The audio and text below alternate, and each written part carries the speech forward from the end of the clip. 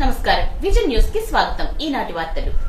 దేశంలో సాంకేతిక విప్లవానికి నాంది పలికిన వ్యక్తి రాజీవ్ గాంధీ అని, బడుగు బలహీన వర్గాల కోసం సేవలందించిన మహనీయుడు అని మాజీ ఎంపీ కనుమూరి బాపిరాజు అన్నారు. భీమవరం కాంగ్రెస్ పార్టీ కార్యాలయంలో గురువారం దివంగత మాజీ ప్రధాని రాజీవ్ గాంధీ వర్ధంతి కార్యక్రమాన్ని నిర్వహించారు.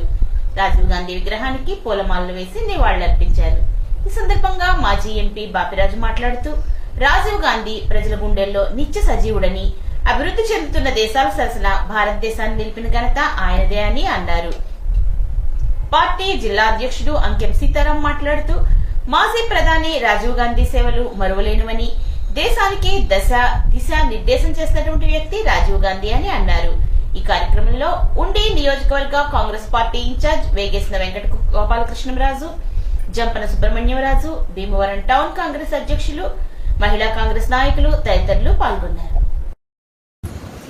ఈరోజు స్వర్గీయ శ్రీ రాజీవ్ గాంధీ గారి వర్ధంతి సందర్భంగా 135వ వర్ధంతి సందర్భంగా 35వ వర్ధంతి సందర్భంగా మన తిరుమల తిరుపతి దేవస్థానం మాజీ చైర్మన్ మరియు నర్సాపురం మాజీ పార్లమెంట్ సభ్యులు మన కనుమూరి బాపిరాజు గారు ముఖ్య అతిథిగా ఈరోజు మన భీమవరం ఇచ్చేయడం జరిగింది.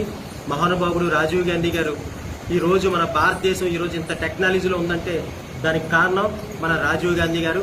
ప్రతి పల్లె కూడా బాగుండాలని చెప్పి పంచాయతీ ఏర్పాటు చేసి, పంచాయతీ నుంచి కూడా మనందరికీ గ్రామంలో రోడ్లేంటి నిధులు ఇచ్చిన ఘనత రాజీవ్ గాంధీ గారిది. గతంలో 21 సంవత్సరానికి ఓటు ఉండేది అందరిదే కాదు, 18 సంవత్సరాలకే ఓటు కల్పించాలని చెప్పి 18 సంవత్సరాలకే ఓటు కల్పించిన మహోన్నత వ్యక్తి శ్రీ రాజీవ్ గాంధీ గారు.